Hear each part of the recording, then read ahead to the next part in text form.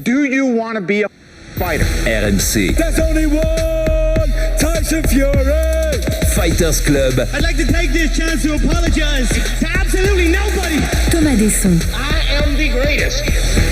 Le RMC Fighter Club innove, donner envie de suivre les plus grands combats, les revivre aussi en mode after. Votre quatuor est là, peut-être prémonitoire. There's only one Tyson Fury.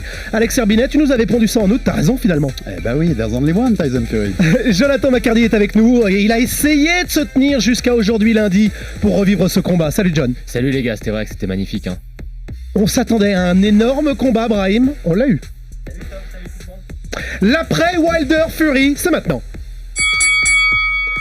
Dans la nuit de samedi à dimanche au MGM Grand Garden Arena, une revanche dantesque. Let's get ready to rumble.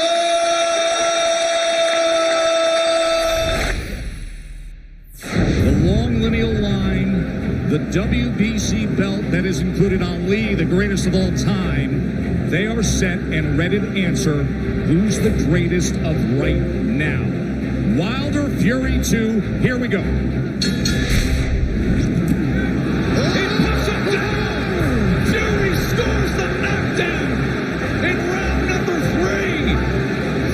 Seconds remain, and Fury has floored Wilder. Just coasting back into that neutral corner, and now Fury's looking to split the guard As Wilder's in bad shape. This the fight is over. This victory. There is only one. There is only one.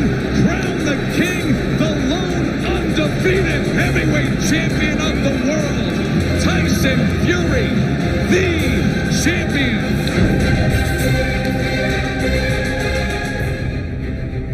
Je vous donne la carte la plus logique, messieurs, si vous nous écoutez pour la première fois, ce qui peut être le cas. Une victoire d'un round, c'est 10 points. Quand vous le perdez, c'est 9. 19 pour Fury au premier. Au deuxième, 18 pour un knockdown, un genou à terre de Wilder à la troisième reprise. Même chose à la cinquième, 18. 19 au sixième. Et finalement, KO technique à la septième reprise.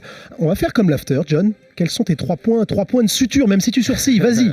Écoute, le premier point, c'est que c'était une soirée parfaite pour la boxe. Tout a été parfait dans le ring walk, dans le combat, dans l'après-combat. L'arrêt du coin de Wilder, c'était vraiment parfait pour bien vendre le sport et la dynamique de la catégorie des poids lourds. Le deuxième point, c'est que Fury a été totalement parfait. On va y revenir, mais c'était une prestation qui était nickel de A à Z. Et le troisième point, c'est, écoute, je me demande comment Wilder va s'en remettre. Mais attention, ne nous y trompons pas, c'est pas parce qu'il s'est pris une belle raclée que ça reste pas le deuxième meilleur poids lourd de la division. Brahim Asloum, tes 3 points de suture. Alors le premier point, c'est un Tyson Fury qui a été assez impressionnant. On ne l'imaginait pas boxer de cette manière, surtout devant un Wilder. Deuxième point, toutes les ceintures mondiales sont en Angleterre. Et mon troisième point, ça sera exactement ce qu'a dit John. Est-ce que Wilder est capable de revenir plus fort ou au contraire, est-ce qu'il sera affecté de cette défaite? Tu vas être aussi complaisant envers Deontay Wilder. Herbie, Wilder c'est fini, non? Un peu moins. 3 petits points. Donc le premier, c'est que Fury a de grosses bollocks, et je vous laisse traduire bollocks, et que c'est pas seulement le meilleur lourd actuel. C'est des burnes, non? C'est pas seulement le meilleur lourd actuel, c'est juste un des plus grands de l'histoire avec tout ce qu'il a fait. Le deuxième point, c'est que Wilder, il a eu tout faux. Wilder et le clan Wilder, ils ont eu tout faux sur plein de points, mais c'est Fury qui a provoqué ça, c'est Fury qui a provoqué ses fautes. Et le troisième, je vais un peu vous titiller, messieurs, pour moi le seul qui peut faire tomber Tyson Fury, mais il va falloir un peu de temps pour qu'il se prépare, c'est Alexander Usyk. Tiens, tu nous balances du Usyk. On va revenir sur vos points, c'est intéressant. En quoi déjà, John, c'est une soirée belle et parfaite? Parce que de temps en temps, quand il y a une grosse émulation comme ça, on peut être un petit peu déçu. C'est ça, c'est parce qu'il y a eu une machine médiatique et marketing qui s'est mis en route autour du combat avec ESPN, avec Fox, qui a fait que ce combat, voilà, ça a dépassé le cadre des gens qui suivent la boxe. Je connais plein de gens qui ne s'intéressent pas à la boxe habituellement, qui se sont levés pour regarder le combat. Et en général, quand tu as une attente comme ça, tu peux être déçu à la fin. Rappelez-vous, Canelo Triple G, le premier, on était tous un peu dégoûtés du résultat avec les juges qui avaient un petit peu gâché la fête. Là, tout a été parfait, le combat a été magnifique. Je trouve que le fait que le coin de Deontay Wilder jette l'éponge, même si on va en débattre après, moi je pense que l'arbitre ne voit pas que le coin jette l'éponge, mais c'est une bonne promotion pour la boxe. Ça veut dire que voilà, les entraîneurs pensent à la santé de leurs combattants avant, et puis t'as cette histoire magnifique de Tyson Fury, c'est un comeback qui peut inspirer voilà, les gens quelle pas forcément quelle dans le renaissance, sport, quelle mais renaissance. les gens qui sont un peu déprimés chez eux, tu sais, j'aime pas trop les trucs un peu cheesy comme ça, mais c'est une leçon de vie ce qu'il a fait. Brahim, 40 points de suture il y a 4 mois. Est-ce qu'on peut considérer que Tyson Fury a été à la guerre, et comment est-ce qu'il a fait pour avoir effectivement ces bollocks de le faire, alors que peut-être que, enfin, je croyais qu'il ne serait pas complètement à 100%. Non, vous savez, quand vous avez une blessure, une arcade ouverte, c'est pas grand-chose. Alors certes, faut que ça cicatrise, mais ça affecte pas un athlète. Ce qui a été incroyable dans ce combat-là, en dehors du tempérament et du caractère de Fury, c'est son coin qui a été exceptionnel. On ne l'a pas souligné, mais voilà, on a vu qu'il y avait un vrai coach dans le coin qui a su techniquement, tactiquement mettre son boxeur sur orbite.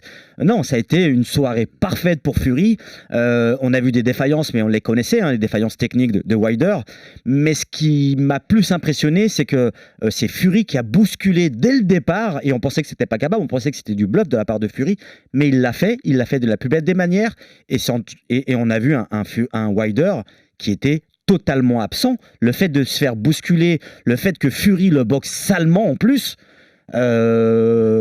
Wilder n'existait pas. C'est l'expression Herbie, talk the talk, walk the walk. Il a été au bout de ses envies et de son trash talk. On se souvient avant le combat. Je vais le mettre le cul par terre en 2 rounds. On se dit c'est une boutade, mais on va se faire, pas loin du compte. On s'est tous trompés, hein. On va se faire presque amende honorable. On a fait des débats là-dessus depuis 2 semaines. La première semaine, on débattait est-ce que son changement d'entraîneur ça change quelque chose. On était tous plus ou moins là à dire c'est trop tard. De toute façon, ça changera pas grand-chose à sa stratégie. Puis la semaine d'après, on est tous là. Il annonce en 2 rounds. Est-ce qu'il va le faire? Non, il peut pas le faire. Il va continuer de danser autour de lui comme d'habitude. Mais en fait, il l'a fait. Et puis l'apport de son coach donc il a changé au 15 décembre. Ouais. Ça a apporté beaucoup. Javan Sugaril Stewart, donc son nouveau coach, il dit après le combat, moi tout ce qu'on a travaillé depuis 2 mois, je l'ai vu dans le ring ce soir. Je l'ai vu faire. La puissance, elle est là. 58 power punch, donc des coups vraiment appuyés en 7 rounds. Par rapport à l'acte 1, c'était 38. Vous voyez que 38 en 12 par rapport à 58 en 7, on est sur du plus de x2. C'est énorme. En fait, c'était techniquement, ça avait rien à voir avec ce qu'on avait vu. Donc, au premier combat, il avait Ben Davison, qui est plutôt un entraîneur très bon pour défensivement. Voilà, défensivement. Là, il a pris un entraîneur c'est le Jim Cron, qui sont connus pour faire des boxeurs qui sont capables de mettre KO leur adversaire. Moi, ce qui m'a impressionné, j'avais jamais vu quelqu'un affronter Wilder et être capable de faire reculer Wilder. Parce que en général, quand tu affrontes Wilder, tu as toujours un petit peu peur que si tu avances, de te prendre la droite en contre. Là, il a avancé sur lui, il lui a pas laissé une seule seconde de répit, et on a vu que Wilder, en reculant, il était incapable de rien faire. Et là, c'est ce que je voulais aussi te demander à toi, Brahim, mais c'est là où je dis que moi, Fury, il a des bullocks énormes dans ce qu'il a fait. Parce que Deontay Wilder, quand tu montes sur le ring avec Deontay Wilder samedi soir, c'est le Deontay Wilder qui n'a pas de défaite, qui a 41 KO sur 42 victoires. C'est Terminator. En face, c'est Mike Tyson. Tout le monde doit avoir peur. Il n'a pas eu peur, il lui est rentré dedans. C'était ça, en fait, la kryptonite de Deontay Wilder. Fallait pas avoir peur de ce gars-là. Oui, non, mais parce que quand vous avez un puncher, et on l'a vu dans le passé avec des Mike Tyson, quand on a vu que Mike Tyson était capable d'aller au tapis, les autres boxeurs ont vu Mike totalement différemment et ont abordé les combats à chaque fois d'une autre manière. Mais ce qu'il faut se souvenir, c'est qu'entre la première confrontation et la deuxième, c'est que sur la première, Fury revient de 2 ans d'enfer avec des excès de cocaïne, des dépressions, d'envie de suicide. Il est revenu, alors c'est là où il a impressionné, et c'est à partir de là qu'il nous a démontré qu'il avait des rojones, c'est qu'il est revenu, il a tenu tête à Wilder. C'est vraiment le sud du Mexique, les rojones. C'est ça. Et depuis, il s'est entraîné, il n'a pas lâché prise, et c'est ça qu'il faut lui reconnaître à Fury, c'est qu'on aurait pu imaginer après cette première confrontation, une motivation qui serait redescendue. Ça n'a pas été le cas. Il est resté en forme. Il le dit dans la préparation. Il s'entraîne 2 fois par jour. Même quand il n'a pas d'entraînement, il va à la salle, il va faire des exercices, il va faire de la gymnastique. Et ça, on l'a senti sur le ring, et on l'a senti prêt pour ce combat. Il y a chez les fous une part d'intelligence. Est-ce qu'il est fou? Est-ce qu'il est intelligent? Cet échange, au moment où Wilder saigne, il s'approche de lui. Tu sais que tu saignes? Bah oui, je crois. Et Fury répond, mais j'ai envie de te lécher. On a l'impression qu'il sort de son corps. Et il le lèche. Ouais, mais il sort de son corps. C'est un monstre de scène aussi hallucinant. Bah oui. Nous, on avait fait, j'avais fait juste avant le combat sur le site de RMC Sport, j'avais fait un gros papier sur Fury qui était nommé La folie comme une arme. Et en fait, on se rend compte que c'est ça. Il est pas fou, juste fou. C'est une folie qui est une arme. Et à côté de ça, il est père de 5 enfants. Et tu vois, même en fait, ces troubles mentaux, il les combat dans le ring. En fait, c'est quand il est dans le ring qu'il les combat le mieux. Et en fait, cette folie douce, cette folie furieuse, pour faire un petit jeu de mots avec son nom, c'est ce qui fait sa force. Il y a ça. Et puis, par rapport, j'ai envie de rebondir sur ce que Brahim disait, qui était très juste. Je pense que ce qu'il a fait pour préparer ce combat-là, il a été très très structuré. Alors nous, vu de l'extérieur, c'est vrai que changer d'entraîneur comme ça à 7 semaines du combat, tu te dis oulala, c'est un petit peu bizarre, surtout qu'on connaît la relation. Mais ça impacte quand t'es jeune, quand t'es un boxeur d'expérience. comme Fury. Et en fait, c'est il moins a impactant. pris l'entraîneur parfait pour faire le game plan qu'il voulait, c'est-à-dire avancer et mettre Wilder KO. Il a pris le nutritionniste, qui est, je pense, un des meilleurs nutritionnistes au monde dans les sports de combat, George Lockhart, qui a travaillé avec tous les plus grands champions de MMA. On a vu, tu sais, si tu suis sur Instagram, tu as vu que sa nutrition était calée au gramme près. Il a vraiment été sérieux. Il s'est mis à 100% dans ce qu'il voulait faire, à savoir mettre KO Wilder. Il a travaillé et il a récolté. Là des aussi, fruits. on s'est gouré, Brahim. 104 kilos pour Deontay Wilder. On s'aperçoit qu'au-delà de 100 kilos, il n'est pas à l'aise. Je ne dirais pas ça, en fait. Parce qu'on n'a pas vu vraiment Wilder s'exprimer. Il a été bousculé dès le départ. Moi, j'ai pas vu la différence entre 97 kilos à sa première confrontation et 104. La seule chose que j'ai vue et qui a été flagrant, ça a été la domination et l'agressivité de Fury. C'est là où Fury a été extrêmement fort. C'est qu'il n'a même pas laissé Wilder de s'exprimer avec ses 104 kilos. Il l'a bousculé dès le départ. Il lui a fait mal. Il l'a fait douter. Et on le voit aux deuxième reprise quand Wilder tombe. Il regarde l'arbitre en disant oh, j'ai glissé, ou le deuxième ou troisième. Mais non, il a été touché. Mais on le voit. Je suis assez Sur la bluffé droite, par ce crochet. Ça me surprend qu'il l'ébranle sur ce crochet. Je le trouve pas surpuissant. Il vient un petit peu au-dessus de la tête. Quand vous faites 110 kilos et que vous le prenez sur le haut du crâne et il a donné l'épaule, il a vraiment donné avec de l'envie de faire mal Fury. Et c'est pour ça que Wilder il est au tapis. On passe justement, pardonne-moi Herbie, à Deontay Wilder. On pourra évidemment faire des allers-retours, mais au 7e round, jette l'éponge et lui déclare, est-ce qu'il n'est pas lucide quand il dit ça encore, j'allais enlever mon bouclier. T'as été ultra dominé pendant une demi-heure déjà, gars. Moi je peux le comprendre, il est pas lucide, il s'est pris une rafale de coups et effectivement au deuxième round il commence à saigner de l'oreille déjà, donc si ton oreille interne elle est flinguée, bon tu perds ton équilibre. Je pense qu'il a des concussions parce que la rafale de coups qu'il prend contre les cordes, tu vois qu'il sait plus où il est. Il avait plus ses jambes depuis le troisième round. Je me permets John, mais 30 secondes avant qu'il l'arrête, il tient la corde avec son gant pour pas tomber, tellement il est plus là, c'est un fantôme dans le ring. Tu peux pas lui en vouloir. Par contre, là où j'ai trouvé que c'était un petit peu limite, c'est en conférence de presse après, un de ces deux entraîneurs qui dit qu'il regrette qu'un des entraîneurs ait jeté l'éponge. Non, l'entraîneur qui a jeté l'éponge a préservé la santé de Deontay Wilder et il avait raison. Pour moi, le combat, il aurait même peut-être dû être arrêté avant. Mais c'est pour rester sur Deontay, c'est là où je disais, moi, dans un de mes points, il a eu tout faux. C'est-à-dire que ce truc du poids, en effet, il n'y a pas une différence énorme, Brahim, je suis d'accord. Il y a une différence, moi, que j'ai vue. On l'a vu dès les premiers échanges. Je regardais le combat avec Jean-Charles Barès de la rédaction, un des spécialistes boxe aussi à RMC Sport. Et on s'est dit tout de suite, il va moins vite. Il est moins agile quand même. Il va moins vite. Et la punch, c'est pas toi qui vas me contredire, c'est aussi de la vélocité, c'est aussi pouvoir mettre sa vitesse. Et je suis pas sûr. Alors, il a été dominé tout de suite, donc on le saura jamais, on n'aura jamais la réponse, on n'a pas vu. Tu parles de gros ratés, Herbie, pour raté, Wilder, parce que pour moi, techniquement, comment parce que pour moi, par exemple, prendre 5 kilos, perdre de la vie. Sincèrement, je dirais pas, excusez-moi, mais c'est pas un raté, c'est juste que Fury était au-dessus. Bien sûr. Eh ben, il a été dominé, Wilder a été dominé sur tous les domaines d'agressivité, de précision, de rythme, de puissance, de tactique. Il a été parfait, Fury. Il a juste pas laissé la place à Wilder d'avoir confiance. Et vous savez que la force de Wilder, en dehors de son punch, c'est cette confiance en lui. C'est cette confiance qui lui dit qu'à n'importe quel moment, il peut mettre n'importe quel adversaire au tapis. Et là, il n'a même pas eu la chance de pouvoir le faire. Sauf dans la première reprise, parce que dans la première reprise, il la prend de plein fouet à Fury. Moi, je vous dis, comme s'il n'a rien été. Cette droite-là, à la première reprise, c'est n'importe qui, à part Tyson Fury, le mec, il va au tapis. Il y a une bonne chance que ça aille au tapis. Parce qu'elle est parfaite, la droite. Et dans la tête de Wilder, c'est bis repetita de la 12e reprise de l'action 1 où tu te dis, mais c'est pas vrai, je le mettrai jamais. Je pense que là, parce que la droite, elle atterrit, mais elle est pas placée à la perfection, elle est sur l'arête de la mâchoire. Et je pense qu'il se dit, oh là là. Mince, le mec c'est vraiment quelqu'un d'autre. Là où je disais tout faux, si je peux me permettre. Alors quand vous faites un combat de boxe, alors pour ceux qui ont pratiqué réellement le haut niveau, au premier coup de poing, on connaît un peu la température de ce qui va se passer, même si rien n'est figé, parce qu'on a toujours confiance en nous et on sait qu'on est capable de sortir le meilleur.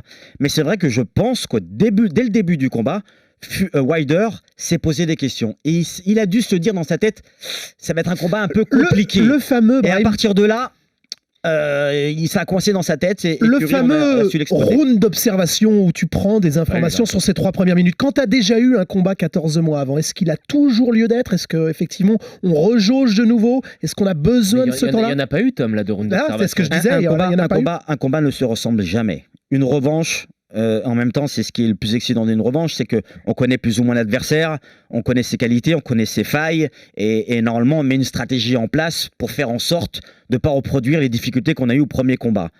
Là, Wilder, il a pu imaginer tout ce qu'il veut, rien n'a marché comme lui le souhaitait. Toi, tu avais eu par exemple un rematch en carrière, même si tu avais gagné les deux contre Bueno, il me semble.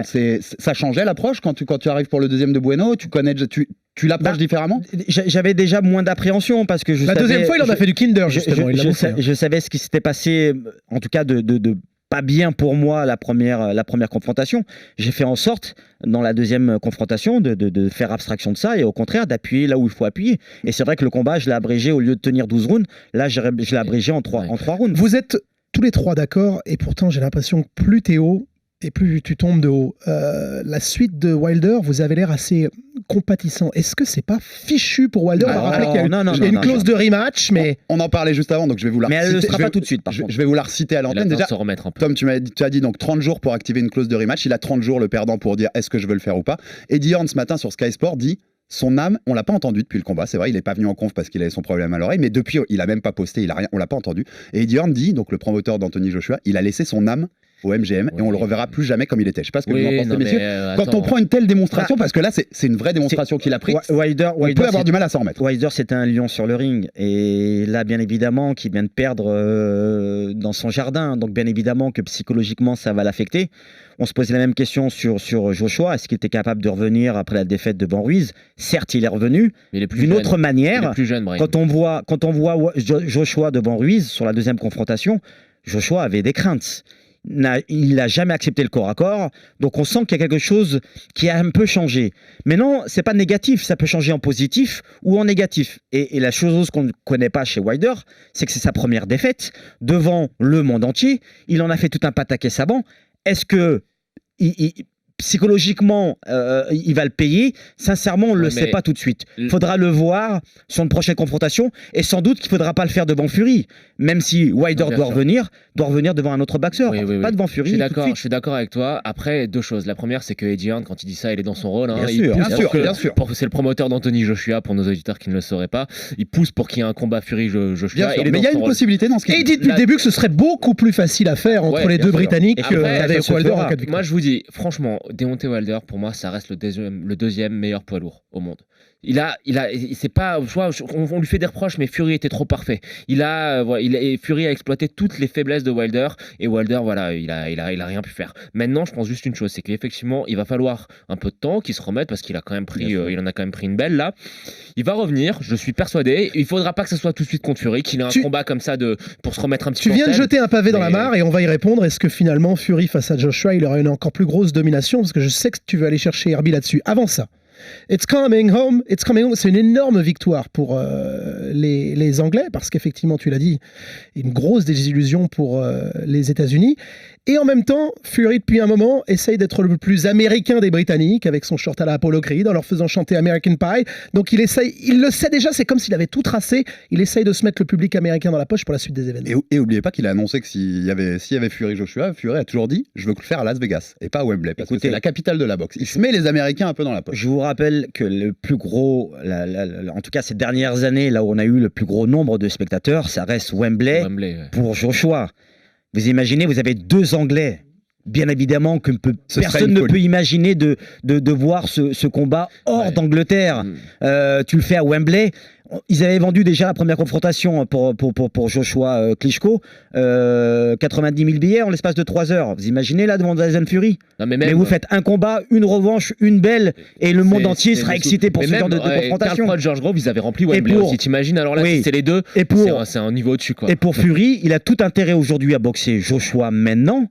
Parce que c'est maintenant qu'il faut aller chercher les ceintures. C'est maintenant qu'il faut aller chercher l'unification. Et c'est là qu'on parle du plus grand poids lourd actuel. Tu t'es bien tenu, bravo. Je coupe la laisse. Il vient de te dire quand même que Joshua est en dessous de Wilder.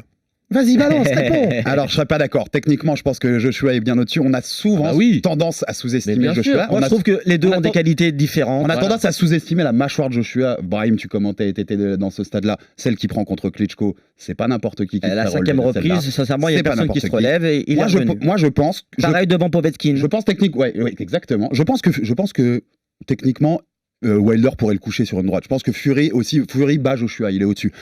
Mais Wilder, ce qu'on a vu, là moi j'ai vu la démonstration d'un mec, c'était un match de cadet quoi. Le mec a pris une volée, une démonstration. Là où je rejoins John, c'est qu'on a des jeunes boxeurs. Joshua, il n'a que 10 ans de boxe. J'imagine pas Joshua prendre la même volée contre Fury. Je sais pas ce que vous en pensez. Fury est largement au-dessus de tous les autres. Voilà. Il est au-dessus, mais il n'y a pas de problème là-dessus. J'imagine pas Joshua prendre la même volée. Moi je te dis juste une chose, je pense que si c'est Joshua qui prend la droite que Wilder met à Fury au premier round, il tombe. Peut-être pas. Il tombe, je te dis pas qu'il se relève pas, mais il tombe. Il tombe et oui. il est ébranlé pour le reste du combat. On a vu par les derniers combats que Fury a été Joshua, excusez-moi, a été touché à plusieurs reprises. Il est revenu à chaque fois dans la course. Donc c'est quelqu'un, c'est trop facile de dire c'est pas un encaisseur. Si, c'est un encaisseur. Après il y a des coups qui On n'oublie pas sa signature, Brahim. Contre Klitschko, c'est ça qui a révélé AJ. Contre Klitschko, c'est ça qui a révélé AJ. Il a été capable d'encaisser et de revenir. Et c'est là où il est rentré dans l'histoire. C'est que à la 5e reprise, la droite qui prend et qui arrive à se relever, sincèrement, avant ça, on n'a vu aucun boxeur encaisser les droites de Vladimir Klitschko. Si, Tyson Fury. Il s'en prend une belle à la 12e et il bouge même pas. Mais sur cette confrontation, là où Klitschko a eu du mal. Il va falloir faire des radios, on va voir si c'est pas en titane. Là où Klitschko a eu du mal devant Fury, c'est que Fury, il dansait autour de lui. Il a dansé autour de lui, il l'a perturbé, il est rentré dans sa tête. Il n'a pas laissé Klitschko s'exprimer. Là, devant Joshua, peut-être que ça sera un combat totalement différent parce qu'on a vu devant Ruiz que Joshua était capable pendant 12 rounds d'être sur les jambes. De danser aussi, ouais. Alors, vous êtes un peu en train de répondre à la question. Est-ce que vous voulez que ce rematch ait lieu, que cette clause soit activée sous 28 jours désormais, ou on passe à la suite et on fait du 100% britannique? Franchement, moi c'est le côté fan qui parle. J'adore les trilogies. Oh, soit un nul, une défaite. Ouais, mais va chercher ton match Gregor Diaz. Je vais vous dire. Oui aussi. Ouais. Je vais dire ce que je pense. C'est que là maintenant Fury doit aller boxer Joshua. Là, il y a un truc que le monde entier attend, c'est l'unification des ceintures et d'avoir l'unique et le plus fort des poids lourds. Entre deux Britanniques. Mais, exactement, et en plus entre deux Britanniques. Et en plus, rien n'empêche que dans un an et demi, que Fury, s'il arrive à gagner devant Joshua, dise à Wilder, allez viens. Ouais. Dans ce sens-là, c'est possible. Tu sais, quand c'est la première fois qu'on a 4-5 poids lourds de très grande qualité, qu'à chaque fois, tu as une petite garantie de 40-50 millions, justement. C'est l'argent qui parle à ce niveau. Est-ce que le Wilder en 2022 intéresse autant que le Fury AJ en 2021? Fury ne prendra jamais autant d'argent que s'il boxait Anthony Joshua. Aujourd'hui, c'est évident. Et pour ça vaut tout l'or du monde. Et en plus, en dehors de l'aspect financier, c'est que tu as la possibilité de prendre toutes les ceintures. Devant Wilder, c'est juste une revanche, encore une belle. Fury s'en fout de ça. Il aime l'histoire de la boxe quand même. Et ça n'a jamais été fait chez lui. Il a déjà tous les. Mais moi, attendez, je pense qu'il y a quand même que chaque boxeur veut être le patron chez soi. Mais je pense le fait d'avoir un autre champion du monde avec 3 ceintures, parce que je compte pas l'IBO, britannique. Bien évidemment que Fury a envie de démontrer à l'Angleterre entière il y a quand même un risque. Que c'est lui le meilleur. Il y a le risque pour moi, il y a quand même un risque, c'est qu'on l'a vu ce qui s'est passé. Alors je te dis pas qu'il va retomber en dépression comme après Klitschko, mais il y a quand même un risque, c'est que il a dit, il veut encore faire 2 combats. Exactement. 2 combats, ok. Moi je pense qu'il y a quand même un risque qu'il fasse autre chose. Alors qu'il aille refaire du catch parce qu'il a pris un très gros billet, qu'il fasse des trucs, voilà, qu'on le perde un petit peu. Je vais être très attentif à ce qui va se passer. Tyson Fury, il a vécu il y a quelques années. Non mais je te dis l'aider à pas manger. Je te dis pas qu'il va retomber dans la drogue et dans l'alcool. Je me demande juste si lui, en fait, en tant que boxeur, il n'a pas déjà atteint ce pinacle qui fait que voilà, il lui reste 2 combats. Je sais qu'il a envie de faire la trilogie contre. Il faut les 4 ceintures. Tant qu'il a pas ça, là où je te donne tort. Il les a déjà eu les ceintures. Là où je te donne tort, c'est qu'après Klitschko, il veut faire quelque chose que personne avant lui n'a fait. Exactement. Et après Klitschko, faut pas oublier où en est l'état de la boxe poids lourd. Après Klitschko, t'as pas grand monde à aller affronter. Là, il a les 2 gars à faire tomber. Il va faire tomber ces 2 gars pour montrer c'est qui le meilleur. Et c'est marrant comme la boxe tourne parce que on se revient le 6 décembre dernier. C'est 2 Américains qui ont toutes les ceintures avec PBC chez Alemon. On est 3 mois plus tard, c'est 2 Britanniques et il y a plus PBC ni Alemon dans la truc. On revient il y a 2 mois. On revient il y a 2 mois. Qu'est-ce qu'on veut voir en premier? Joshua Wilder. Ça fait 10 minutes qu'on parle de l'avenir. On n'a pas évoqué une seule fois Joshua Wilder. Vous savez c'est quoi le prochain? La boxe ça tourne très vite donc faut voir ce qui va se passer dans les prochaines semaines. Vous savez c'est quoi le prochain combat de Wilder? Moi je vous l'annonce. C'est devant Ruiz. Oui, bah oui, les 2 chez PBC. C'est l'adversaire idéal pour faire revenir Wilder de la plus belle des manières. Je sais pas. Ça reste dans l'imaginaire des gens parce qu'on sait que Ruiz a mis en difficulté Joshua. On va avoir une confrontation Joshua-Fury et Wilder va attendre. Et comme ça, on coche le RMC Fighter Club en mode after touche bientôt à sa fin. Tu nous as quand même balancé Usyk, c'est-à-dire le Evander Holyfield moderne. C'est pas certain que ça intéresse grand monde. Alors que ça intéresse personne aujourd'hui. Que ça intéresse personne aujourd'hui, il n'y a pas de souci. Qu'il fasse pas encore le poids aujourd'hui, il n'y a pas de souci non plus. Moi, je vous dis, en qualité pure de boxe, celui que j'aurais envie de voir, s'il prend un peu de poids, s'il a... bien sûr que son poids est combat pour... Si vous avez des prospects, Ergovic, bien sûr. Dubois, Joyce, des vrais 2 mètres, des vrais modernes. Il y a de quoi faire déjà aussi. En fait, laissez-moi juste finir juste ce que je voulais dire là-dessus. Si j'imagine un seul mec faire une Tyson Fury à Tyson Fury, c'est-à-dire être capable techniquement de faire ce qu'a fait Fury face à Wilder dans le premier notamment ou dans le deuxième, c'est Usyk. Parce qu'il a les armes techniques. Moi, je te dis un truc, je te demande juste une question. Je te pose une question. Sachant que là, Tyson Fury a fait 270 pounds sain avec un nutritionniste, etc. Usyk, il fera quoi, max? Il sera combien au poids max? 210, 215? Je pense que l'écart de poids, d'allonge et de taille, physiquement, il sera trop important. Alors effectivement, en termes de boxe pure, Usyk, c'est quasiment du même niveau que Tyson Fury. Et Tyson Fury, je le place très haut. Usyk, c'est un boxeur qui est extraordinaire, qui est doué, qui a un coup d'œil, qui est vraiment parfait. Mais il y aura toujours ce problème de déficit physique. Et je vois pas l'écart technique entre Fury et Usyk assez important en la faveur d'Usyk pour compenser ce déficit de taille. Sans doute, vous avez sans doute raison. Moi, j'aimerais en tout cas voir ça parce que je vois pas pourquoi sur les qualités de boxe qu'il a, on dit c'est pas possible. Un mec comme Usyk, il a des qualités quand même possible. assez c'est un impressionnantes par rapport à la seule problématique que je donne dans ce combat-là, si on peut l'imaginer, c'est que Usyk n'est pas réellement dans la catégorie des poids lourds. Rappelez-vous de la première confrontation, on a senti, quand vous avez 15-20 kilos de différence, on parle d'une catégorie qui est totalement différente des autres. Et même si vous êtes bon techniquement, même si vous avez la capacité à encaisser, quand vous avez 20 kilos qui vous tombent dessus durant plusieurs reprises, et même au corps à corps, c'est pas la même. Et en sachant que Usyk, au niveau distance, est loin d'un Fury, est loin d'un Wilder. Tu les multiplies par 50, ça fait une tonne de plus quand même. Et petite dernière chose sur laquelle je voulais brancher, monsieur, qu'on n'a pas eu le temps encore mais un peu pensez à Dubois. Imaginez un Dubois. Ouais, non, mais j'aime bien aussi. Dubois. C'est le seul qui est capable de bousculer tout le monde par sa force physique. J'aime bien aussi. Mais il est tout jeune, il a 22 ou 24 ans. C'est 22, 23, 24 maximum. Et dernier petit point sur lequel j'aurais aimé avoir votre avis, messieurs. C'est quoi la place de Fury maintenant qu'on a vu ça dans l'histoire des lois? Faut quand même, c'est un des 3 seuls qui a remporté 2 fois la ceinture The Ring, puisqu'il vient de remporter la ceinture The Ring avec Floyd Patterson et Mohamed Ali. Il a battu Klitschko en Allemagne, qui était le Klitschko invaincu depuis des années et qui était considéré comme le champion poids lourd. Il a battu Deontay Wilder, qui avait son aura de machine invincible aux États-Unis. Est-ce qu'on n'est pas sur quasiment 2 des plus belles, sur un palmarès, ces 2 victoires que très peu de poids lourds ont? C'est quoi sa place dans l'histoire là? Il est top 5 de l'histoire des poids lourds, largement. Il est rentré aujourd'hui dans ce club fermé des très grands noms de la boxe mondiale et surtout des poids lourds, d'un Ali, d'un Frazier, d'un Foreman. Il a un truc que pas tous n'ont eu, c'est que tu lui mets n'importe qui en face, il dit oui. Non, alors il y a 2 choses. La premièrement, c'est qu'il a été tapé Klitschko chez lui, il a été tapé Wilder chez lui. Donc ça, c'est l'héritage gitan, tu vois, des voyageurs. Mais c'est surtout, moi, ça dépasse le sport, c'est son histoire. Et la Renaissance, bien sûr, cette Renaissance, ça inspire. C'est le genre de truc, tu fais des films là-dessus. Le mec, faut se rappeler, il y a 3 ans, il avait 50 kilos de plus, il voulait se suicider, il était accro à la coque, accro à l'alcool. Il y a un chiffre. Il continue de te dire qu'il est capable de se foutre dans le mur à n'importe quel moment. Il y a quand même une vraie folie. C'est 4 ans et 3 mois. Les 4 ans et 3 mois entre le moment où il y a Klitschko et ce soir, tout ce qui s'est passé dans la vie de Tyson Fury en 4 ans et 3 mois, c'est plus qu'un film, c'est une trilogie de films. Et donc c'est juste pour ça, juste pour cette histoire qui est vraiment extraordinaire, pour moi d'une part il restera dans l'histoire de la boxe, ça c'est sûr,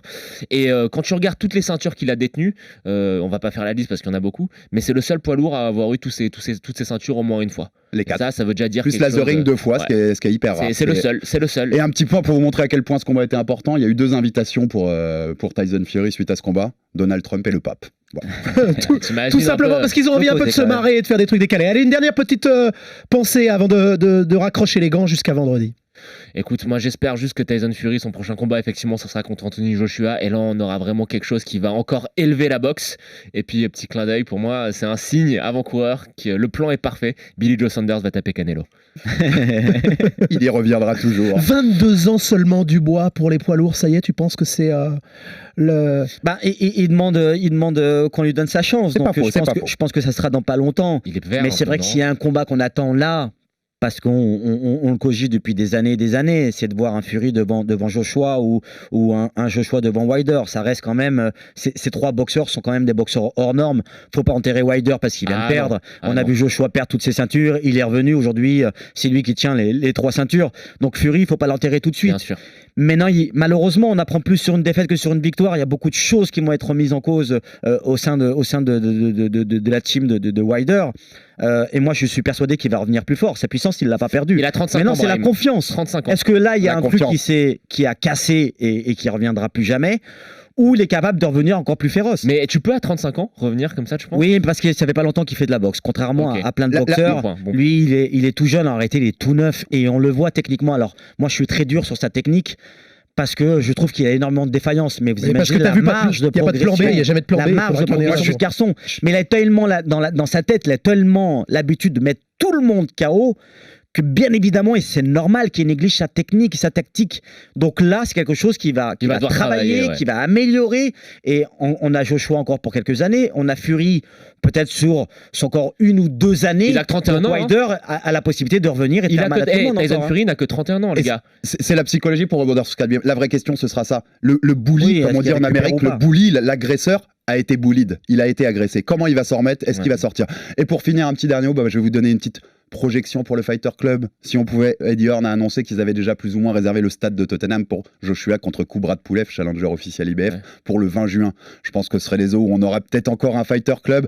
S'il pouvait s'arranger, que Wilder prenne pas la revanche tout de suite, et puis qu'il nous fasse, qu'il y ait un stade agreement, et puis qu'il nous fasse Joshua Fury dans ce nouveau stade flambant neuf de 70 000 personnes le 20 juin, on sera là pour en parler le 19. Et une Avec dernière plaisir, petite messieurs. chose, Brahim, intéressant, Joyce Dubois, c'est le mois prochain. On en tout apprendra à quand fait. même un petit peu plus sur ce qui peut se passer dans les mois et les années à venir de la division poids lourd, parce que des talents, on en parlait avant Pour ceux l'émission, qui ne le connaissent pas, Hergovic, allez Dubois, regarder un petit peu qui est Daniel Dubois. T'as une liste de 5-6 prospects là qui vont arriver, qui peuvent tout chambouler aussi. Les gars, on n'a pas fini de parler des lourds dans les mois. Ah non, mais Voilà, c'est- encore c'est beaucoup génial. d'équations, encore beaucoup de cases à cocher. Il y a une chose dont on était tous d'accord aujourd'hui. There's only one, Tyson Fury, à vendredi. RMC Fighters Club.